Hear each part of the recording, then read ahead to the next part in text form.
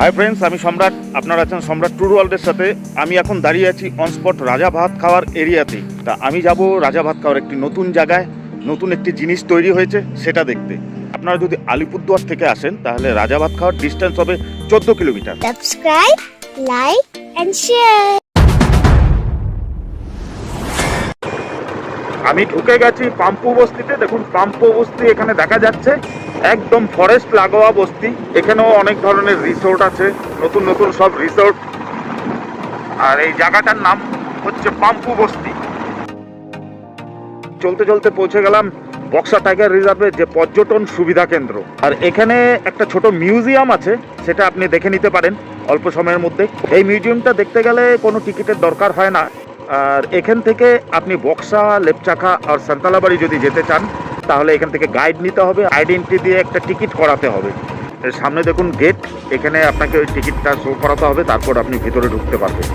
যদি আপনি ওই দিকে ঘুরতে যান তাহলে দেখতে পাবেন জয়ন্তী, সান্তালাবাড়ি, বক্সা, লেপচাখা। আমার ডেসক্রিপশনে দেওয়া আছে এইসব জায়গার ভিডিও লিংক, একবার দেখে নিতে পারেন, ভালো লাগবে।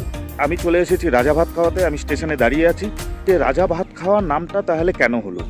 সেই সময় ইংরেজদের আমলে ভুটানের রাজা আর আমাদের কোচ রাজা, ওদের মধ্যে একটি চুক্তি হয়েছিল। সেই চুক্তিটা করার সময় রাজারা সব এখানে সৈন্য সামন্ত নিয়ে মহাভোজ করেছিল।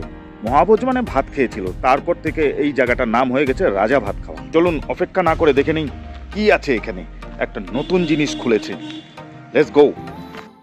ডুয়ার্সের রাজা ভাত খাওয়াতে খুলেছে ফ্লেভার অফ ডুয়ার্স নামে কোচ রেস্টুরেন্ট। আলিপুরদুয়ারের জনপ্রিয় পর্যটন স্থল রাজা ভাত খাওয়া। জয়ন্তী ও বক্সাকে কেন্দ্র করে হাজার হাজার পর্যটকরা আসেন এখানে। পর্যটকদের কথা চিন্তা করেই রেলের পক্ষ থেকে কোচ রেস্টুরেন্ট খোলা হয়েছে। পর্যটন মানচিত্রে নতুন পালক যুক্ত হলো। ভেজ, নন ভেজ সব খাবারই এখানে আপনারা পেয়ে যাবেন। শীত তাপ নিয়ন্ত্রিত রেস্তোরাঁ। এই রেল কোচে উঠতে হলে কোনো টিকিট লাগবে না। ট্রেনে না উঠেও আরণ্যক পরিবেশে রেলের কামরায় বসে পেয়ে যাবেন লাজিজ ধোয়া ওঠা খাবার। এর ভেতরে কমপক্ষে 40 জনের একসঙ্গে বসে খাওয়ার ব্যবস্থা করা হয়েছে। চাইনিজ থেকে শুরু করে দক্ষিণ ভারতীয় ডিশ, কাবাব, বিরিয়ানি অথবা ট্রেডিশনাল খাবার সবই মিলবে এখানে। চলুন তাহলে কোচ রেস্টুরেন্টের মজা আজকে আমরা নিয়ে নিই।